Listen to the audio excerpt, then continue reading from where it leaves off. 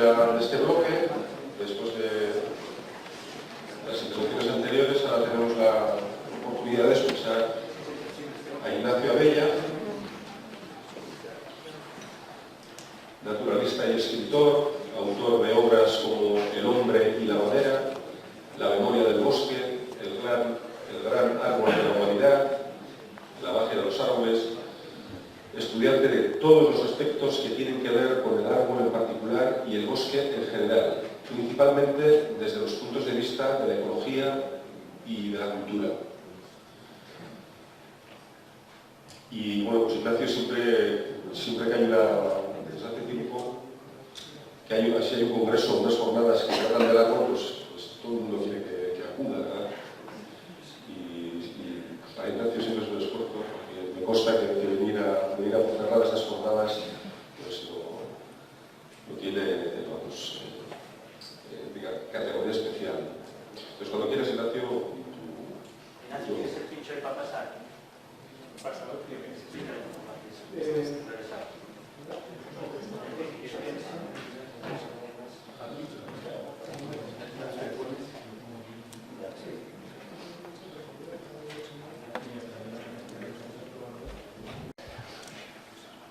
Bueno, pues es un placer enorme estar aquí con gente conocida, con gente no conocida, pero me encanta que haya tanta asistencia.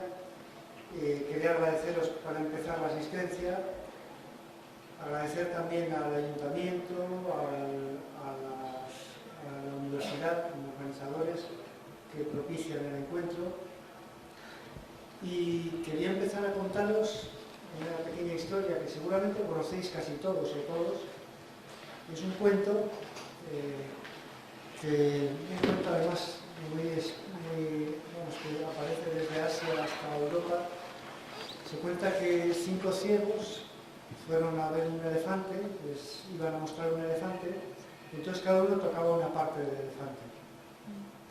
Uno tocaba la pata, otro tocaba la oreja, otro tocaba un rabo, y al final hablaron entre ellos y decían: el elefante es como un enorme árbol que además que tiene una corteza muy rugosa. Decía que le había tocado la pata.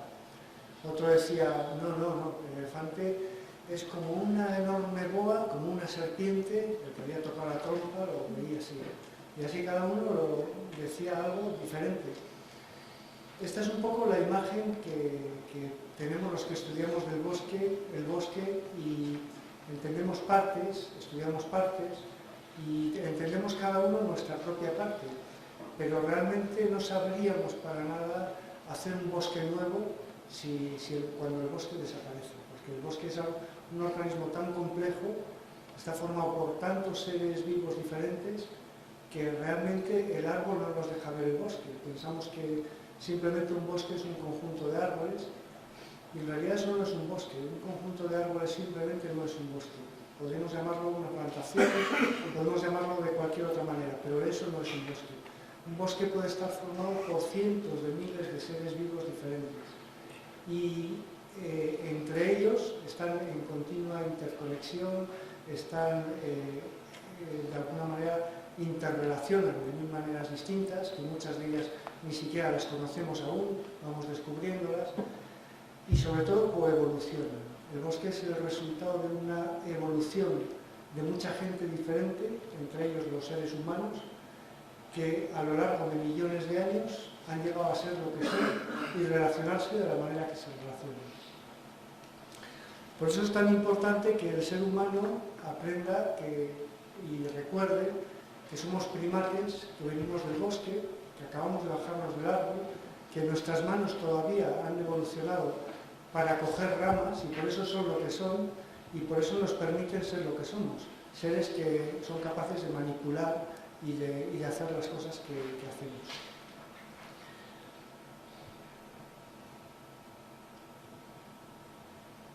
Y de la misma manera que nosotros hemos sido hechos por el bosque de muchas formas distintas, podemos entender fácilmente, esto lo entendemos mucho más fácilmente todavía, que nuestro impacto sobre el bosque es enorme. De hecho, consideramos muchas veces silvestres cosas que lo son solo entre comillas. Hablar de un bosque primario en Europa es vamos, una falacia. Prácticamente no existe lo que puede llamarse un bosque primario, un bosque virgen o un bosque intocado. Vemos el ejemplo de los hayedos, que tiene una apariencia exuberante de bosque que sería el máximo del bosque más primario, más virgen, que para algunos puede parecer, y sin embargo es el fruto del manejo humano a través de siglos, que cortando el bosque para carbón, para leña, para hacer madreñas, han conseguido que sea un bosque monoespecífico. Prácticamente el haya resiste muy bien la corta, rebrota muy bien, y sin embargo cuando se explota un bosque de manera ya industrial desde la edad de hierro para alimentar todas las herrerías, toda nuestra industria prácticamente nació del bosque. Pues cuando se explota de esta manera, evidentemente todos los árboles que están peor adaptados a este tipo de corta continua, cada pocos años, pues terminan siendo relegados por el árbol que mejor está adaptado en sus lugares en los que él se asienta básicamente, pues favorecemos de hecho el hayedo.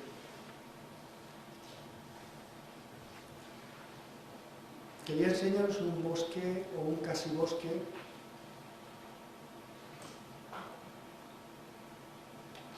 en la llanura de Normandía, una llanura inmensa.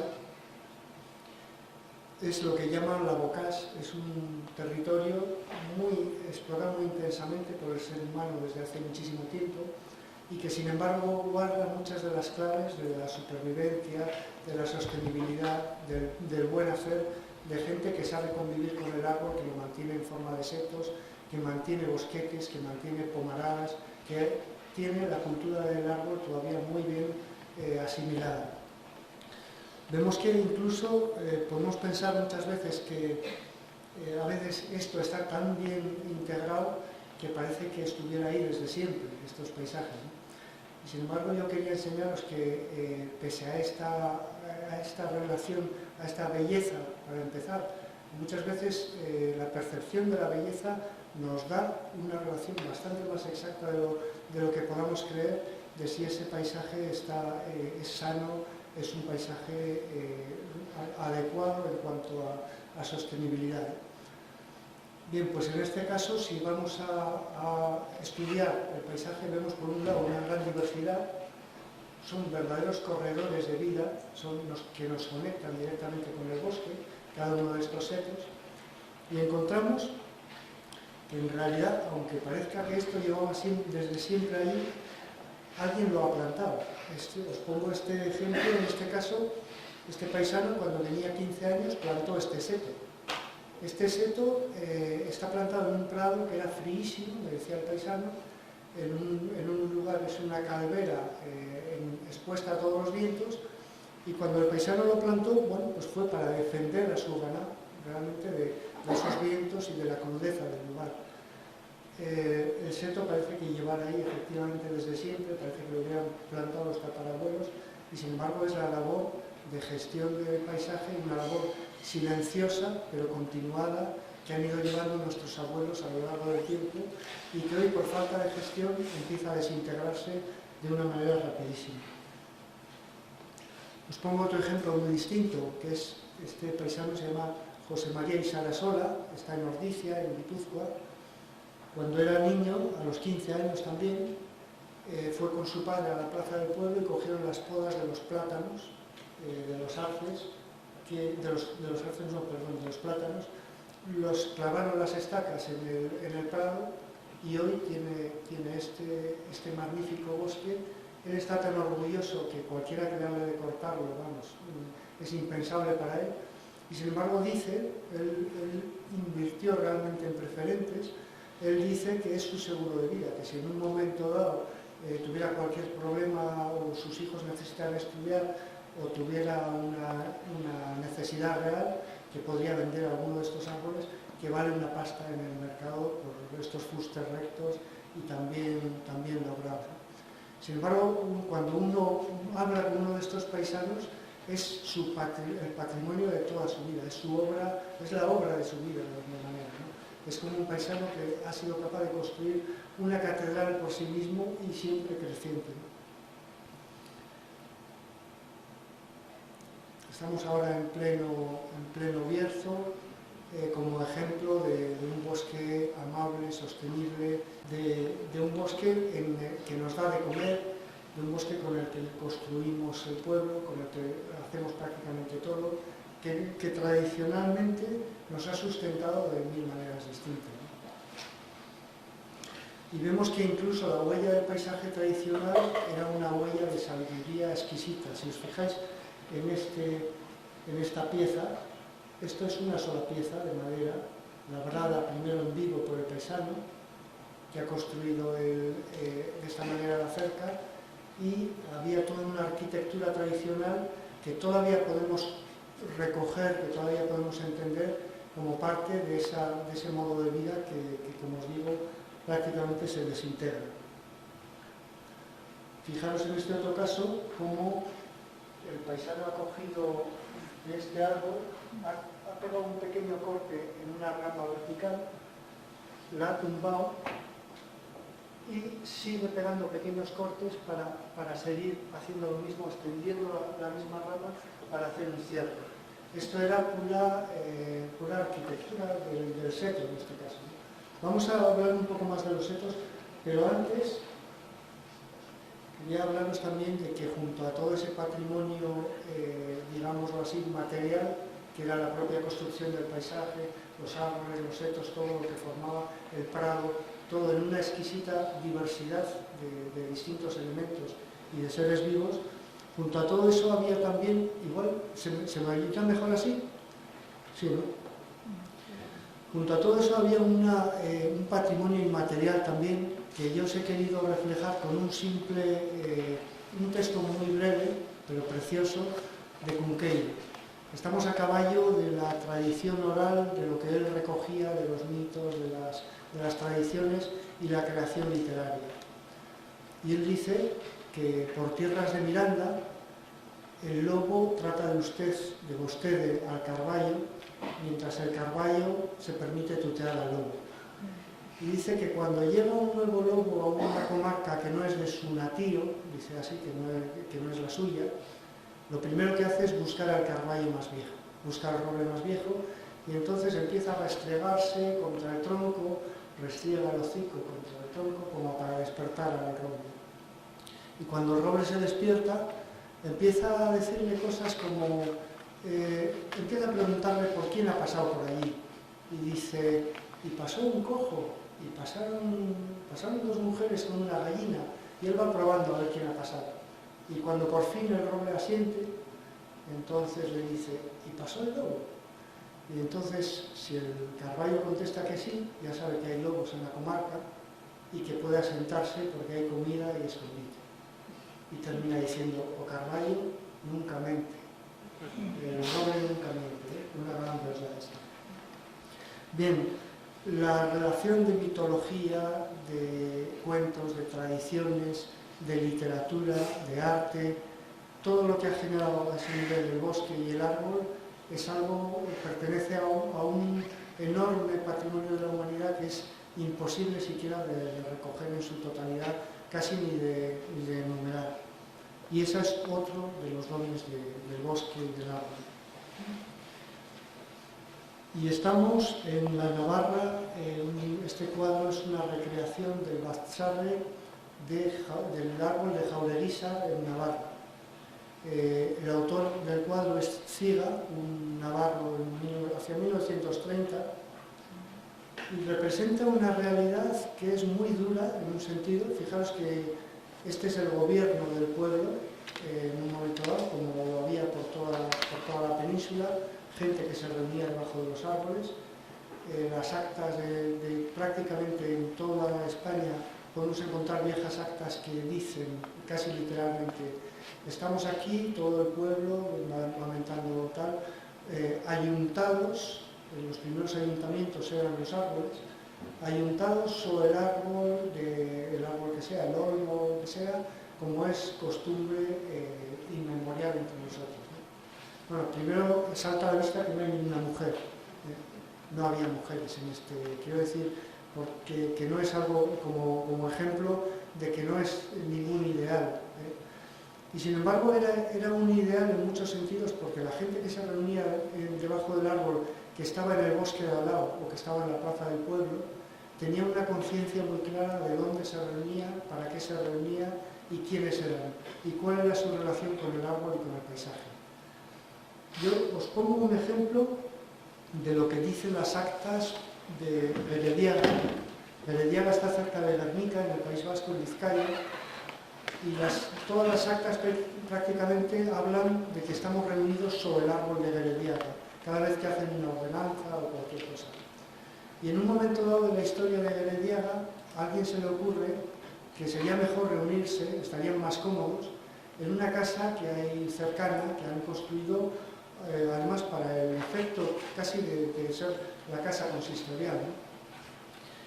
Y entonces ante esta invitación alguien responde, y queda así en el acta, que desde Gerediagagana, es el alto de Gerediaga, la mayor parte de los procuradores veían materialmente sus fogares, y ansí trataban con más amor lo tocante al bien de la tierra, e otro sí que el somo de Gerediaga era digno de veneración por haber conferido en él desde tiempo inmemorial los procuradores de las repúblicas. Las repúblicas eran cada uno de los pueblos o anteiglesias, y los procuradores eran los representantes de cada uno de esos pueblos. En el fondo nos están diciendo con mucha sabiduría que si no vemos el lugar, si no pisamos tierra, si nos vamos a otro sitio donde dejemos de ver lo nuestro, ¿qué vamos a hacer? Es un poco lo que ha pasado en nuestros días, hasta dónde hemos llegado. Cuando estamos diciendo que las instituciones, unos decimos que no nos representan, otros decimos que están encerradas, que no hacen lo que esperamos que deberían hacer. Bueno, pues es que están en los despachos, están literalmente atrincheradas en los despachos, ejerciendo una gestión que poco tiene que ver con la realidad y con las necesidades reales de la gente y del territorio. Nos hemos distanciado de tal manera que la raíz se ha secado, la raíz que nos unía a lo otro, sea persona, sea el paisaje incluso, ¿no? Y en este sentido podríamos mentar muchísimos ejemplos de pueblos que han sabido mantener ese árbol central, que era su tótem, que era su primera iglesia, el primer templo, luego era el primer ayuntamiento, y precisamente la llegada de los ayuntamientos ha sido el momento en que se construye la casa consistorial a pie de árbol, secando en muchos casos el árbol, y empiezan a cambiar las relaciones de la gente con su entorno. Y no estoy diciendo con esto que haya que volver a ese tipo de funcionamiento, pero sí hay que tomar conciencia de que cada vez estamos más alejados cuando hacemos un estudio científico, cuando estamos en la escuela, cuando estamos cada vez más alejados de la realidad del pisar tierra y sobre todo de esa visión de conjunto que tenían nuestros abuelos, que aunque quizá nosotros hemos estudiado 10.000 veces más, en muchos aspectos ellos controlaban y sabían mucho más de lo que era la gestión de lo suyo, ¿no? Y como ejemplo os pondré otro pueblo, San Esteban de Cuñada, estamos en Asturias. La cultura del árbol era tan importante que la gente no se reunía debajo del árbol, se reunía dentro del árbol. Había un inmenso tejo que cayó hacia 1900 y se recuerda cómo todo el pueblo dentro del árbol tenía sus consejos, tenían sus juntas vecinales en las que se decidía todo lo que atañía al pueblo. ¿Y qué es lo que le importaba al pueblo? Había mil cosas importantes.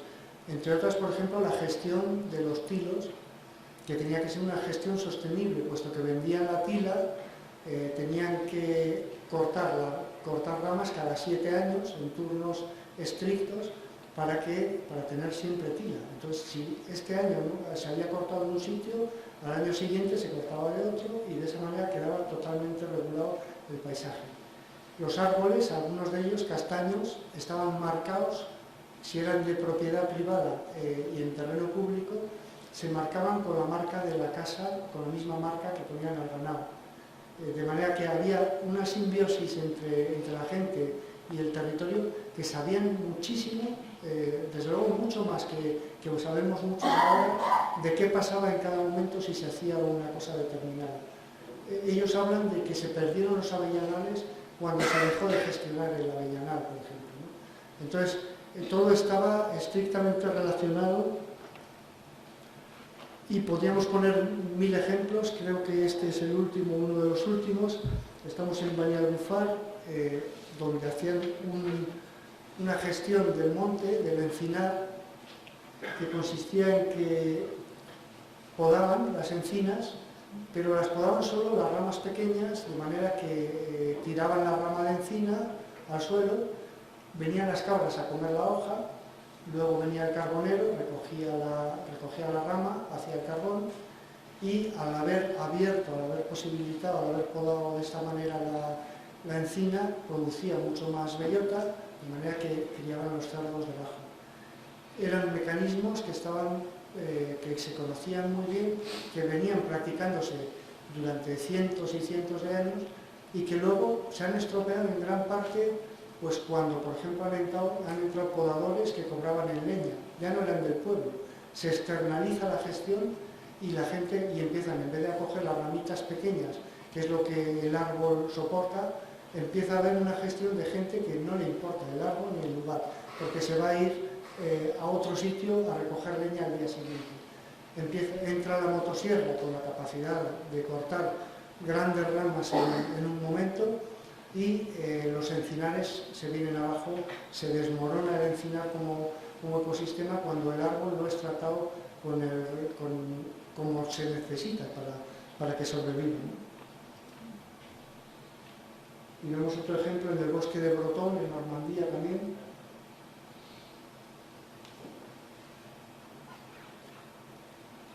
De cómo turnos largos para recoger la madera posibilitan un magnífico bosque de hayas y de carpes que tiene una gran naturalidad, que tiene una gran capacidad de producir diferentes cosas a la vez y que da una gran riqueza. Y hablamos de riqueza y normalmente siempre pensamos en que nos da muchos o pocos euros, pero la riqueza es mucho más que eso. La riqueza de un bosque bien gestionado es, para empezar, que la tierra crece, que la tierra no mengua por el paso de maquinarias pesadas, por ser maltratada de todas las formas, sino que la fertilidad está creciendo y vemos que la tierra crece tanto como en otros sentidos, ¿no? Podemos ver la riqueza y la rentabilidad, ¿no? Y por último, como una gestión tradicional ejemplar, todos los hayedos de Urbasa, que dan madera, que dan un espacio único, que son una inmensidad de árboles monumentales que se gestionan exquisitamente, con árboles nuevos que se siguen plantando o que el propio bosque genera, en los cuales están pastando unos cerdos que dan una carne magnífica, inmejorable, en los cuales, como veis, hay ovejas, hay caballos, hay unos quesos de una calidad inmejorable porque el pasto es inmejorable. Entonces, estamos hablando de un lugar de una calidad ambiental y de una riqueza a todos los niveles, y hablamos de nuevo de dinero, fertilidad, sostenibilidad inmensa. Y no solo eso, sino que Urbasa significa en euskera bosque de agua. Urbasa es una inmensa mole caliza que tiene un inmenso acuífero debajo, que es todo el agua que va allí, y que nos da de beber, a todos los navarros coterráneos del lugar, está alimentando a todos los pueblos a ese nivel. No hacen falta embalses, no hay problemas de sequías, no hay problemas de inundaciones, porque las partes altas están cubiertas con un bosque que permite una sostenibilidad y garantiza la riqueza del lugar. Fijaros incluso cuando hablamos de maleza, ese concepto de maleza, ese odio al matorral que se ha ido generando últimamente pensando que es nuestro gran enemigo porque provoca incendios, nos cierra los caminos.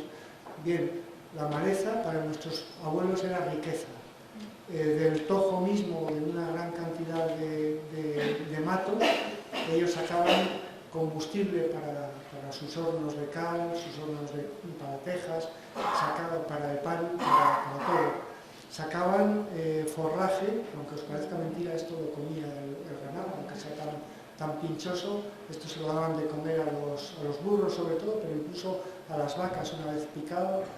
El tojo, el árbol se plantaba, se sembraba y se vendía semilla en las ferias gallegas, y en Normandía y en Bretaña se vendía también y se ha ido plantando, ¿no? Entonces, incluso cuando la gente que era pobre de solemnidad, y ser pobre de solemnidad era en un pueblo tener poco ganado, alguien que tenía poco ganado tenía la doble desgracia de que tenía poco pucho, poco estiércol, no podía fertilizar sus tierras, y recurría entonces a esto para fertilizar sus tierras, lo enterraban entre los surcos del arado, y con esto fertilizaban, porque además es una leguminosa, que fertiliza el terreno y aporta nitrógeno. La función del matorral en un lugar, pese a que ella pueda generar problemas de incendio cuando no se recoge, antes no los generaba porque se recogía todo. Cada hierbecilla era imprescindible para vivir. Ahora realmente prácticamente no se recoge nada, hay un peligro de incendio enorme, pero al mismo tiempo tenemos que ser conscientes de que son ecosistemas imprescindibles que forman parte de la biodiversidad, que generan paisaje de la misma manera que otros elementos, que generan bosque, que son capaces de albergar una enorme cantidad de seres vivos, de nidos, de mustélidos, de todo lo que se os puede imaginar que pueda vivir ahí adentro, y de plántulas de árboles que crecen y que podrán desarrollar un bosque gracias a ese inicio.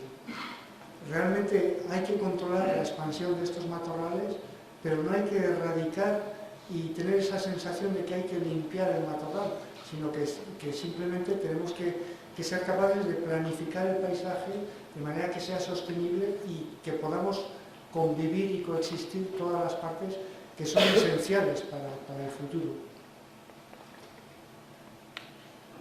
Y un poco el ejemplo que os ponía sobre el agua, los mecanismos de un bosque para recoger el agua son infinitos, para atraerla, para que caiga de la manera adecuada, para que no dañe la tierra, para que no erosione y demás.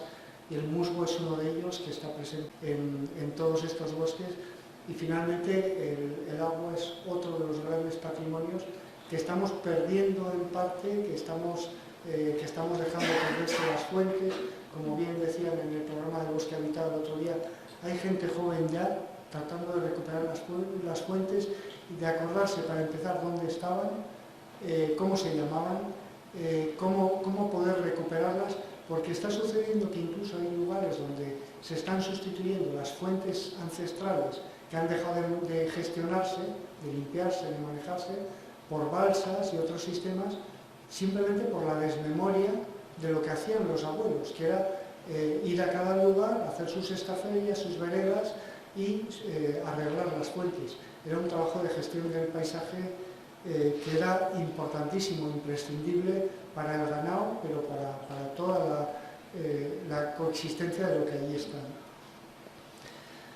Bien, yo quería decir unas palabras también sobre la desintegración de lo que ha sido un modelo de paisaje también basado en la propiedad comunal de los montes, cuando de una manera el abandono, por ejemplo, de los pueblos ha propiciado que los montes quedaran abandonados.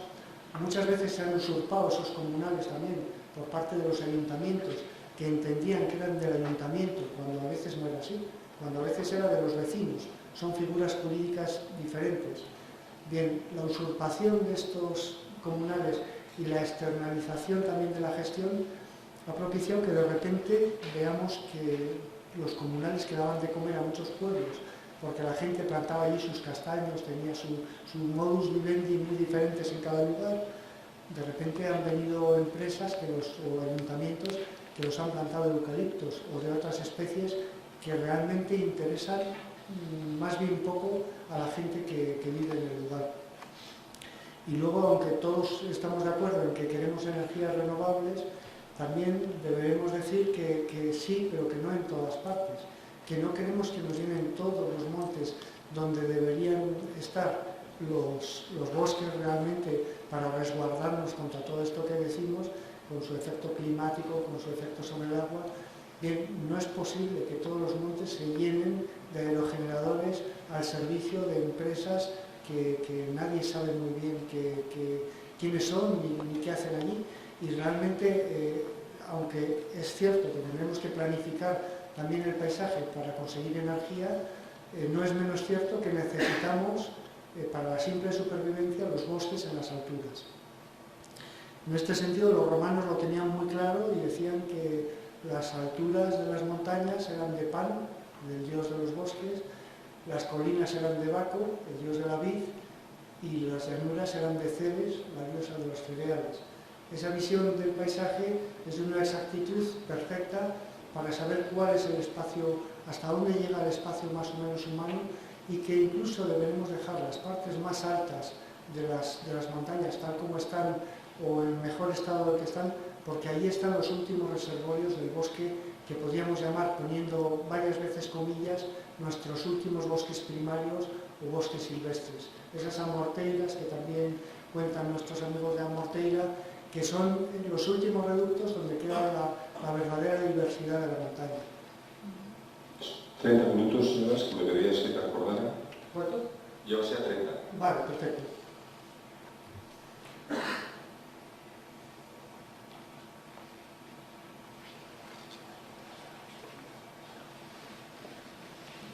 La foto habla por sí misma. Esta es una promesa que nos hace ENCE y las grandes empresas forestales de que un eucaliptal crea muchísimos puestos de trabajo. En realidad, bueno, crea biodiversidad, nos dicen, incluso se hace, el eucaliptal para ellos es la gran oportunidad de las zonas costeras, ¿no? En realidad lo que sucede es que es un magnífico negocio para unas empresas que no aportan nada, que realmente no apuestan nada tampoco, porque los terrenos los ponen los paisanos, engañados muchas veces pensando que van a tener un gran rendimiento, como lo tuvieron antes, pero realmente esto se está acabando. Y el acoso que sufren los paisanos en sus praderas, en sus ramaladas, como en este caso, es tal que muchas veces tienen que acabar por pura desesperación, porque el eucaliptal les está secando el terreno, porque les está dando sombra, por pura desesperación acaban convirtiéndose a esa nueva religión, una secta del eucalipto que asola prácticamente toda la cordillera cantábrica, toda la zona costera. Realmente es un gran problema que puede ser comparable perfectamente al ladrillo o a cualquier otro. Gente sin escrúpulos que dice que van a sacar un gran rendimiento para el país, para la región, para la gente, y realmente los gobiernos regionales o quien sea suelen plegarse con gran facilidad a estas empresas, a estos intereses, y realmente lo que van a dejar detrás es un futuro de verdadera ruina para todos estos territorios que han sido asolados en cuanto a diversidad, en cuanto a posibilidades de futuro. No es nada fácil hacer que un eucaliptal, una vez instalado, vuelva a ser otra cosa diferente. Tendremos que comer papel como los koalas para subsistir en toda esa enorme región, que era además lo más fértil, o es lo más fértil de Asturias, por ejemplo. Y veis, esta es la biodiversidad, sí, que dicen, sí, es que nacen hasta cebos dentro del eucaliptal. Sí, el problema es que cada 10 años se corta todo y incluso la maquinaria pesada y la desnudez del terreno hace que estemos perdiendo fertilidad por erosión, por una gran cantidad de cuestiones, entre otras que ahora empiezan también, por problemas también sanitarios del eucalipto, empiezan a fumigar los eucaliptales. Y esto es ya como el apocalipsis no en versión asturiana, ¿no? Que vengan con una avioneta a fumigarnos a los que vivimos a pie de eucalipto. Y fijaros, yo quería hablar sobre esta, ya de cara un poco al futuro, sobre el significado en realidad del seto, del bosque, sobre sus funciones. Muchas veces pensamos que el seto es un gran problema para nuestra parcela. Lo es, por ejemplo, para la maquinaria. Entonces, las parcelas se han ido adaptando a maquinaria cada vez más grande, más pesada, a las grandes cosechadoras, y poco a poco han ido desapareciendo todos los setos de todas partes. Ha sido una debacle las concentraciones parcelarias en ese sentido, y no se ha entendido que el seto tenía una función esencial en el paisaje. Fijaros que para visualizar un poco el papel del seto, por ejemplo, por poner una de las infinitas funciones del seto, sobre el efecto de las posibles plagas, a mí me gusta la imagen de que viéramos, por ejemplo, una plaga de langostas en el sentido como si fuera un incendio, una enorme llanura de cereal, con una plaga de langostas o con un incendio, recorre una enorme distancia y lo devasta todo, encontrando cada vez más combustible y generando cada vez, aumentando cada vez. Cuando hay setos, los setos se encargan de frenar con una exactitud milimétrica todo ese tipo de plagas. Primero, mecánicamente, se estrellan contra el seto. Y en el seto están todo el sistema inmunitario del paisaje. Van a encontrarse las telas de araña puestas en el seto. Van a encontrarse con todos los depredadores que os podéis imaginar, desde un mustélido hasta los pájaros que se van a encargar de comerse todo. En realidad, si hubiera habido setos, por ejemplo, estas plagas de topillos que han asolado Castilla, seguramente no habrían existido, porque habría habido una gran cantidad de agentes, además muy diversos, desde una lechuza o un cárabo, hasta lo que comentamos, una comadreja, o los zorros. El seto es un corredor de vida que permite que todos esos agentes, digámoslo así, controlen perfectamente estas plagas, ¿no? Hay un problema, y es que efectivamente compite con el prado, con la pradera o con el cereal o con el campo, pero el efecto es mínimo en comparación a todos los efectos de maximización incluso del cultivo que se está haciendo, siempre que el seto sea del tamaño adecuado. Efectivamente, no podemos poner un seto de álamos, por ejemplo, en una parcela del tamaño de esta sala. Todo debe guardar una relación, y además esto está muy bien estudiado, cuál es la relación para que el viento incida de la menor manera posible, para que el efecto sobre la humedad del seto sea el mejor posible, para que sea idóneo el efecto protector del seto sobre el lugar.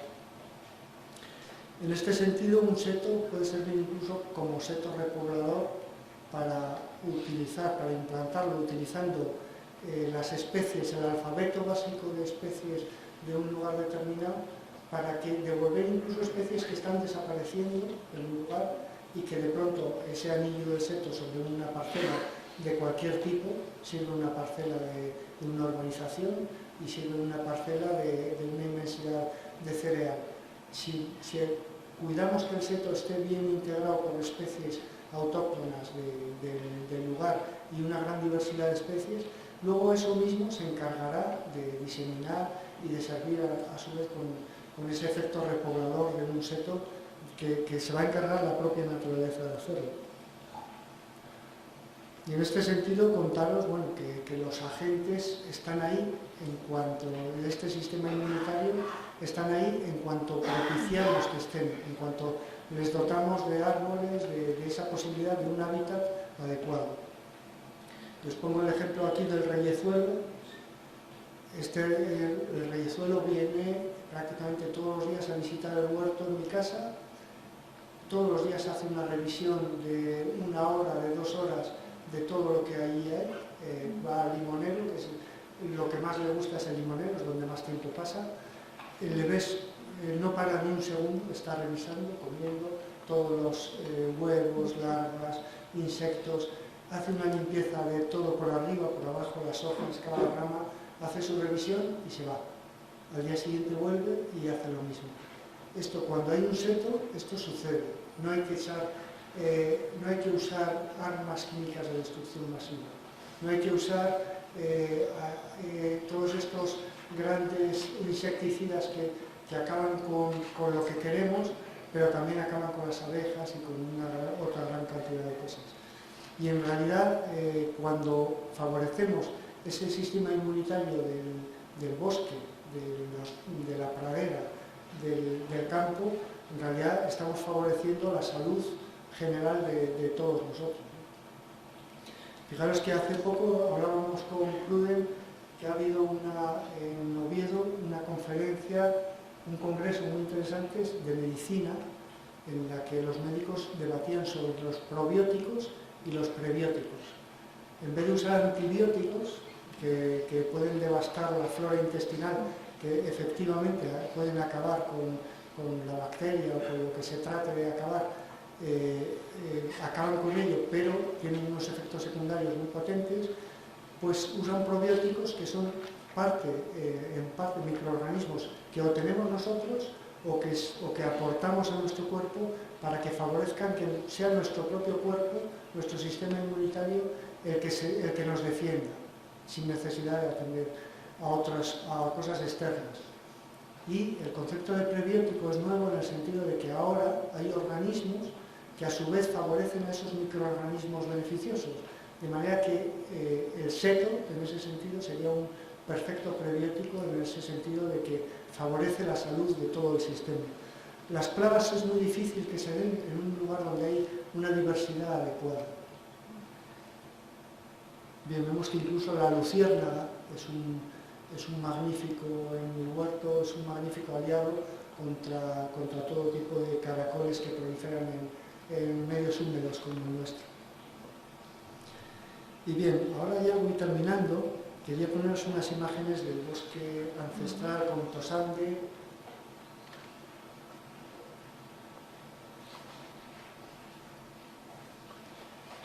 Y esa reunión de ancianos que forman los viejos tejos. Hemos hablado de Tosande en otra ocasión con menos cariño por el tratamiento que había recibido el lugar, pero a mí me apetecía poner una imagen de cómo puede ser de hermosa un lugar, un bosque de este tipo, un bosque que tiene un valor incomparable por mil cosas, entre otras por la edad. Y decir que el bosque finalmente, cuando en los términos en que lo plantea Francis Allais, los que estudian los bosques primarios de todo el planeta, no se improvisa. El bosque tarda 700 años en crearse, una vez que ha desaparecido. 700 años para que vuelva a ser un bosque primario, es lo que calculan, bueno, no sé si se podría hablar ya de bosque primario incluso, pero es lo que se calcula. Y eso implica que vuelvan a estar presentes toda la enorme diversidad que había, pues en este caso, imaginaros el árbol muerto que queda en el lugar y tiene coleópteros, tiene una gran cantidad de insectos descomponedores, tiene una gran cantidad de microorganismos, de bacterias que forman parte de los ciclos de la descomposición o de los ciclos de la construcción. En el mismo sentido, los mismos hongos, los líquenes, son partes esenciales que además de relaciones complejísimas entre ellos mismos y con el resto.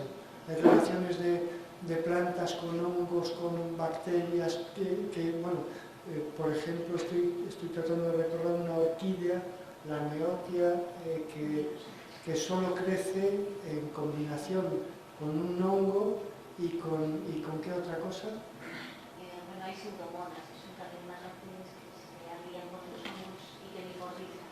Eso es, sí, eso es. Tiene que haber una confluencia de varios seres para que pueda germinar, no solo desarrollarse, sino que germinar incluso. Entonces, bueno, En realidad vivimos en un mundo fascinante. O sea, el bosque es el máximo de nuestra evolución. Yo diría que la cúspide de la evolución no está en el ser humano, sino en el bosque. Nosotros somos una parte de eso, pero el bosque al final es la consecuencia de una enorme cantidad, a lo largo de una enorme cantidad de tiempo, de interrelaciones que han llegado a hacer lo que hoy es el bosque, y cada bosque adaptado a cada lugar. Vemos que incluso la hiedra, que muchos consideran como un gran peligro, en realidad está aportando, es una pieza imprescindible en el bosque, si se entiende que da de comer a los pájaros ahora que no hay frutos de ningún tipo. La hiedra nos llevó de una ciudad a los montes aquilianos, a un lugar de cuyo nombre no quiero acordarme, y la hiedra estaba en pleno fruto, cuando en realidad no hay más frutos, apenas quedan. Para los pájaros eso es una bendición, tener ese elemento ahí que les cubre esa parte, esos vacíos de alimento. Y lo mismo al contrario, en invierno, en invierno y en otoño, ella está en flor y todos los demás están ya en fruto y apenas hay flores. Y por eso vemos a las hiedras, si os fijáis, a veces zumban, que parece que van a salir a volar cuando están en plena floración, ¿no? Y hay cantidades ingentes, distintas especies además de insectos que están allí, ¿no? Bien, y sin embargo hay gente, aquí siendo de testigo, de que alguien llegó con toda su buena voluntad. Oye, yo no fui. No sé, todavía estamos en búsqueda de captura todavía. Y cortó una hiedra que tenía pues posiblemente varias décadas, ¿no? de crecimiento allí. Bien, y ya voy terminando ahora sí, diciendo que fijaros el paso que hay de un tejo que ha crecido en la más pura roca, sin nada de sustrato apenas, y que en una generación, si le han dejado, si hay una relación adecuada de herbívoros, que también forman parte del bosque y parte esencial del bosque, si el lobo ha controlado de una manera, o el hombre, el ser humano ha controlado de una manera adecuada a esos herbívoros, si se le permite a ese tejo en definitiva que crezca, en una generación ha creado esto que veis a la derecha, que es pleno bosque, creador de suelo, creador de posibilidades de vida para otros seres vivos, para la llegada de otros árboles. Estamos en el Sueve y estamos viendo estos árboles creciendo de esta manera. Y yo quería ya terminar